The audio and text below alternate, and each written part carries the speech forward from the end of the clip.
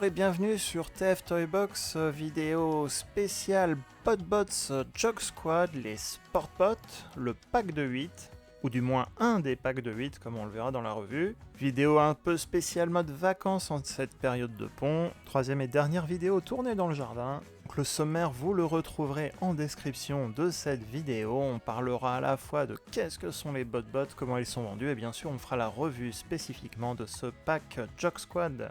Si cette vidéo vous plaît, n'oubliez pas de laisser un pouce positif avant de partir, et si vous découvrez la chaîne que vous voulez voir d'autres revues de Transformers, Warforce Cybertron, Kingdom ou des vidéos sur les nouveautés de la semaine, n'hésitez pas à vous abonner à la chaîne, et on part tout de suite sur les Podbots.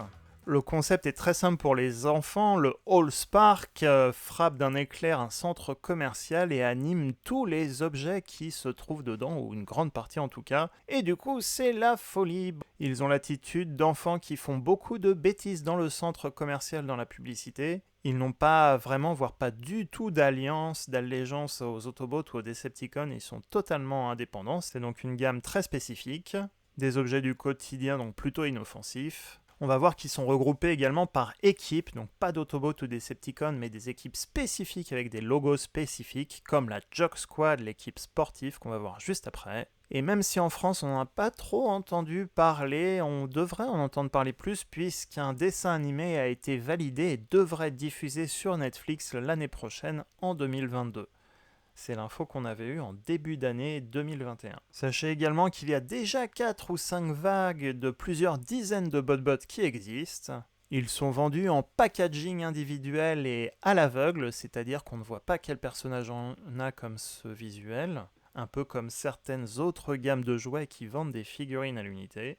On a également des packs de 5 Podbots, 4 Podbots plus un Podbot masqué, et on a également des packs de 8 Podbots, 7 Podbots visibles dans le packaging et un masqué, c'est ce qu'on va voir tout de suite après dans cette revue. Enfin, des éditions spéciales et des boîtes de plusieurs Podbots existent avec des thématiques, comme ici ce jeu d'arcade. Vu qu'il y a plusieurs séries, la série est indiquée sur le packaging, comme ici série 3 à gauche ou série 1 à droite. Et donc justement, on enchaîne la revue de ce pack de 8 de la série 1, la Jog Squad. Donc voici un des exemples de pack de Jog Squad, pack de 8, qu'on va retrouver ici. 7 petits Podbots que l'on voit en mode robot ou en mode alternatif, objet du quotidien. Et également un Podbot caché dans sa bulle rouge, comme les packs individuels. On a donc aussi le nom de notre équipe, mais on verra en détail que ça ne représente pas l'ensemble des Podbots de ce packaging. J'avoue qu'au tournage de cette revue, j'avais pas fait mes recherches, je les ai faites après, et on va le comprendre en fait à l'unboxing du dépliant, comment ça fonctionne exactement. Les Podbots en tout cas sont présentés dans un blister, ici c'est un blister qu'on va voir de la série 1. Comme je disais, il y a des packs de 1, il y a des packs de 5, et là on voit un pack de 8. Pack de 8 donc, puisqu'on a bien 1, 2, 3, 4, 5, 6, 7 et le 8e Podbot ici. En détail, on a bien l'indication série 1 juste en dessous dans le cercle bleu. On a un artwork spécifique des personnages de la Jog Squad, les Sportbots, les personnages sportifs. Comme on le voit tout de suite dans l'emballage, on n'a pas que des robots sportifs, en tout cas, on a encore un artwork à l'intérieur dans le carton, sur le carton, pardon, à l'intérieur.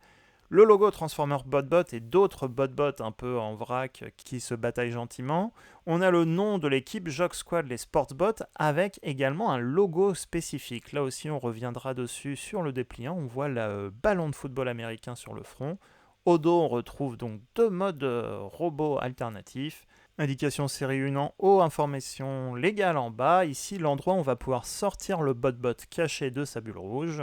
Alors au déballage, j'avais pas compris, mais on a les noms de toute la Sport Squad ici et le logo de la Sport Squad, encore une fois, ou Sportsbot. Un artwork qui met en scène les petits bonhommes de la Sportsbot dans le centre commercial. On passe au premier unboxing, on ouvre la petite trappe, on ouvre le dépliant qui a plutôt la fonction dépliant papier, on retrouve notre premier Sportsbot qui s'appelle Game Over, une manette de jeu vidéo.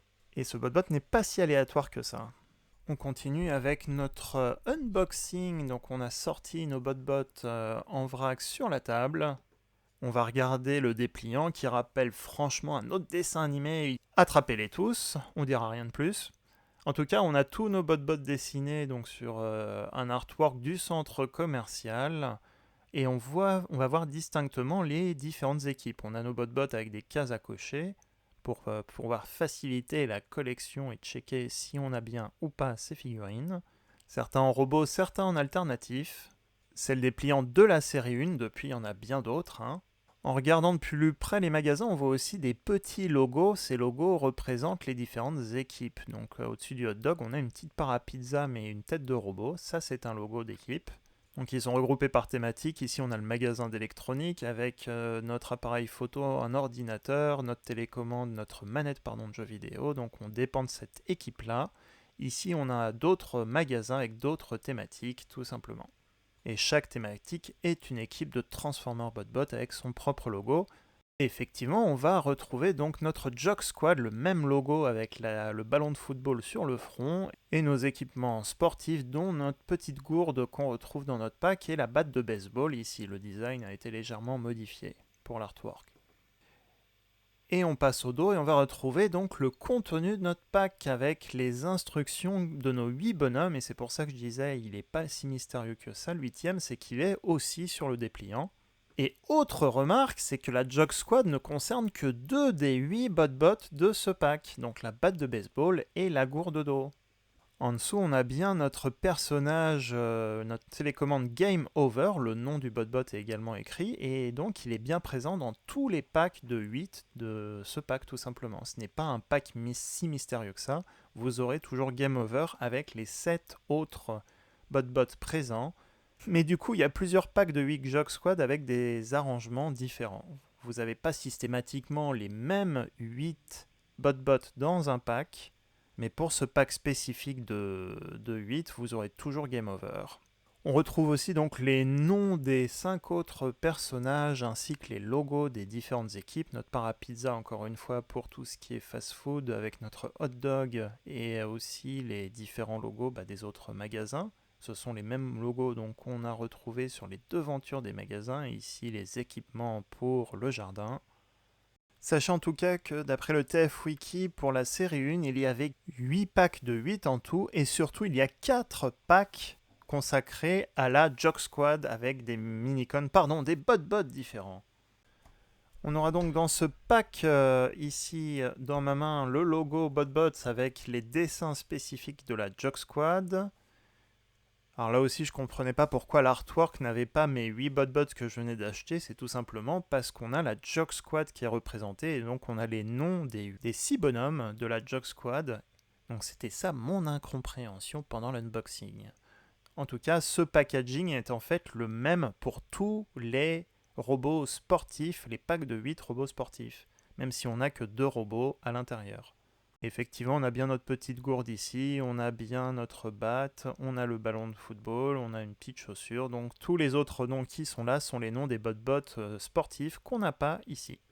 Et on commence par le premier membre de notre Jock Squad, Batsy. Batsy, la batte de baseball qu'on va retrouver donc dans le jardin, sur la table de jardin. Un petit Autobot, un petit bot-bot souriant, je dis Autobot par déformation, mais c'est un bot-bot non affilié et qui a toujours la pêche. On commence donc par Batsy qui était en mode batte dans son emballage tout simplement. Donc petite batte de baseball qu'on voit par rapport à ma main. Les transformations sont toujours assez simples, 3 ou 4 étapes de conversion. C'est aussi plus pour les enfants que pour les collectionneurs à mon avis. Y a de la peinture qui imite la couleur bois, le design bois aussi. Et on nous commence la transformation en tirant les bras sur les côtés. Donc on tire le bras comme ceci, et enfin les jambes, on écarte le bas de la batte en deux, et ça forme les jambes tout simplement. Il y a un petit point de connexion. Il y a la poignée de la batte aussi qui est peinte, j'ai oublié de le dire, mais vous l'avez vu. Donc voilà notre petit robot, le premier robot de la Jock Squad, l'équipe sportive Sportbot. Articulation, les jambes vont que sur le côté, les bras, eux, on pourra les tourner au niveau de l'épaule. Et voilà. Arctic Guzzle Rush est le deuxième bot de la Jock Squad, équipe sportive qui va se transformer en goutte d'eau, lui aussi toujours souriant et qu'on retrouvera sur le bord de la fenêtre. Au passage, chaque bot a son propre artwork sur le site d'Hasbro. Comme pour tous, design assez simple, un petit visage souriant qui me rappelle personnellement Transformers Animated, mais ça n'a rien à voir. Donc on a un petit robot avec bleu et gris, avec une petite goutte d'eau qui est dessinée sur la ceinture du robot. Normal, c'est une gourde d'eau pour les sportifs. On a les bras qui, sur ma version, sont articulés mais ont du mal à bouger, ils sont solidement attachés en tout cas. Des petits pieds en dessous de la gourde noire. Et donc articulation encore une fois assez simple, les pieds seront pas articulés et les bras bougeront d'avant en arrière par les épaules. Donc voilà, on commence la transformation en rentrant les pieds, on rentre les bras et on va replier les panneaux à l'arrière pour fermer la gourde. Alors attention, il y aura un petit écart entre les deux panneaux et c'est normal parce que le sourire du robot va faire un niveau d'eau à l'intérieur de la gourde. On va pouvoir voir le niveau d'eau à l'intérieur de la gourde ici. On a donc notre gourde d'eau cylindrique, tout simplement, bleue et grise. Pas beaucoup de changements avec le mode robot comme pour tous les BotBots. Et les bras sortiront toujours un petit peu sur ma version, mais même les versions en ligne sont comme ça. Troisième BotBot de Lost Bot Game Over qui joue ici au smartphone sur un jeu vidéo Transformers. Ça vous donne une idée de l'échelle aussi des BotBots. Et en même temps, sur l'artwork, il a une petite épée qu'il a pas en jouet. Et ça, c'est dommage. Alors, il fait partie de l'équipe des Lost Bots et pas de l'équipe électronique parce que c'est certainement un objet perdu dans le centre commercial. Les Lost Bots sont un peu tous différents. On a des petits boutons donc sur le côté de la manette. On le voit déjà, la transformation va être extrêmement simple. On va écarter les côtés de la manette, on déplie les pieds, on déplie la tête et c'est fini. Donc beaucoup de petits détails sympas sur le robot. Il est articulé lui aussi au niveau des épaules et des épaules uniquement. Il a la peinture grise pour les touches, des peintures de couleur pour les touches à droite aussi les boutons. Quant aux pieds, ils vont bouger juste d'avant en arrière et c'est tout. Ah oui, et côté dessin du visage, il est plutôt pas très content, même si parfois il peut gagner sur smartphone. Sprinkleberry Donut est membre de l'équipe Sugar Shock qu'on retrouvera en cuisine, un petit donut qui va pouvoir se transformer en robot plutôt coloré grâce au sucre qu'il a sur lui. Dans l'emballage, il est directement en mode donut, donc c'est un donut rond avec un trou au milieu, plutôt beige, orange, avec du rose et du bleu sur le dessus. Et pour la transformation, donc on voit un petit trait qui va permettre de passer l'ongle et de faire tourner le visage avec le doigt comme ceci. C'est sur un cylindre en fait. On va ensuite tirer sur les bras sur les côtés. Les bras, eux, ne seront pas trop articulés, on ne pourra pas les mettre vers l'avant, et on tire les petits pieds vers le bas. Là aussi, pas trop d'articulation, c'est juste un petit robot bien fun, bien rigolo, et qui représente donc un donut. Avec un petit visage aussi qui a l'air surpris de se retrouver en cuisine.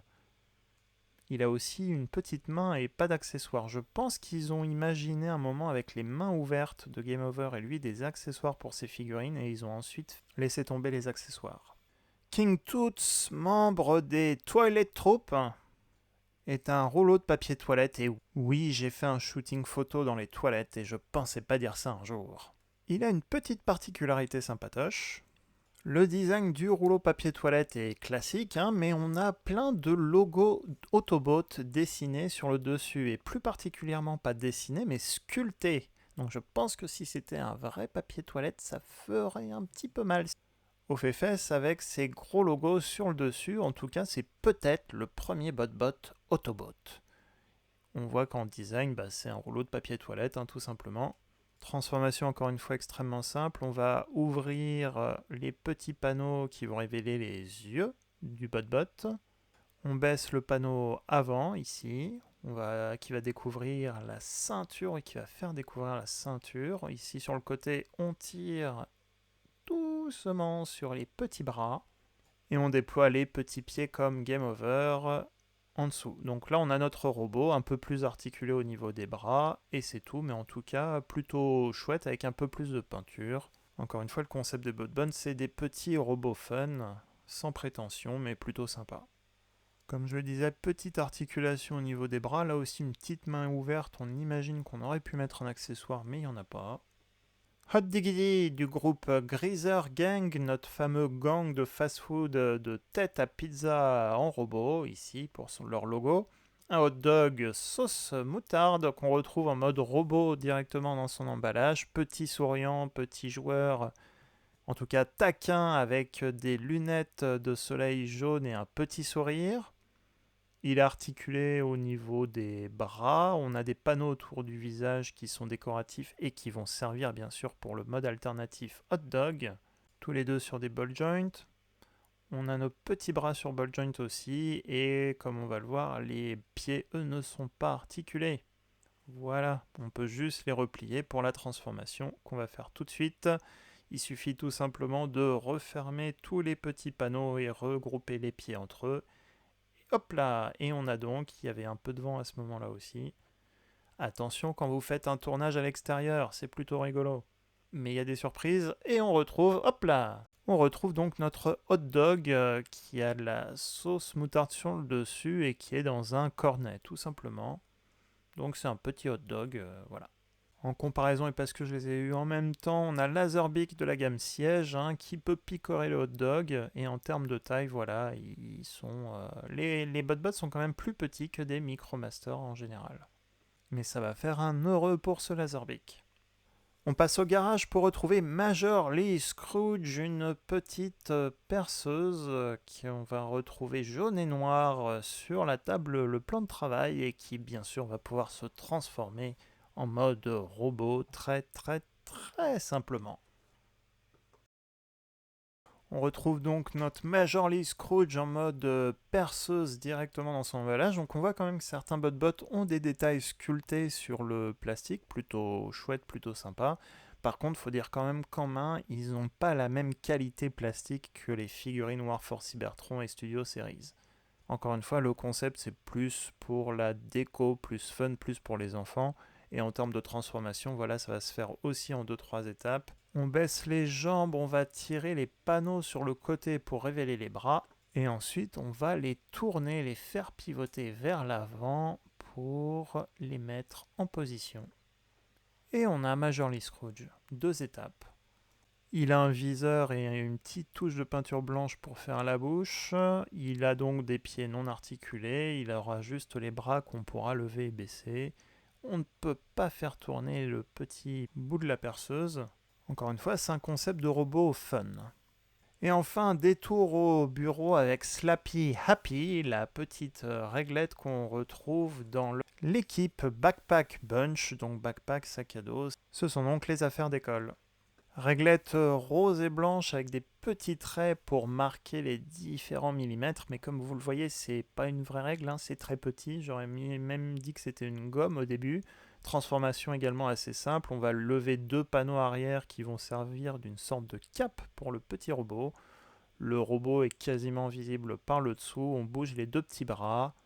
On met en place les ailerons arrière, je ne sais pas si on peut dire ailerons, en tout cas, voilà, notre robot est déjà transformé.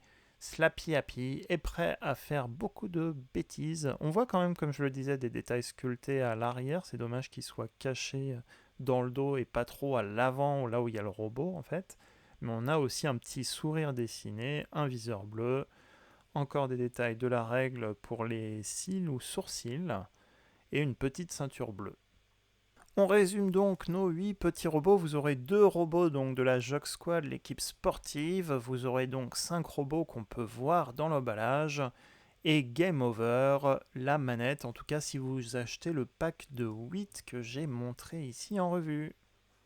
En conclusion, des petits robots fun, sympas, agréables à regarder, transformables en 3-4 étapes. Une qualité plastique passable. Ça reste des petits robots fun pour enfants simples à transformer. Ou pour le concept de collection, parce qu'après tout, attrapez-les tous, c'est encore un peu le concept de cette gamme. En tout cas, si vous voulez vous faire votre propre opinion, ils ne sont pas exactement très disponibles en France, mais il y a quelques magasins en ligne qui les mettent en vente. Je vous mets comme d'habitude des liens en description de cette vidéo. Attention cependant, si vous achetez un pack de 5 ou un pack de 8, les packs sont vendus en aléatoire, c'est-à-dire que vous n'aurez pas forcément les BotBots que vous aurez sur la photo. Les packs sont vendus en aléatoire. N'hésitez pas à me dire ce que vous en avez pensé. Ou bien quelle autre gamme aimeriez-vous voir en revue sur cette chaîne? J'avoue, à mon avis, c'est la première et certainement la dernière bot que je vais mettre sur la chaîne, mais on ne sait jamais, avec une série Netflix en approche, peut-être que j'en reprendrai plus tard. Comme d'habitude, n'hésitez pas à suivre les réseaux sociaux Instagram, Facebook et Twitter. Si cette vidéo vous a plu, n'oubliez pas de laisser un petit pouce positif, c'est important pour la visibilité de la vidéo et pour moi aussi un petit peu beaucoup. Et si vous voulez voir d'autres revues Warforce Cybertron, Studio Series ou des figurines rétro, n'hésitez pas à suivre la chaîne en vous abonnant et en activant la petite cloche pour recevoir automatiquement les futures vidéos. Et sur ce, à très bientôt pour une prochaine vidéo.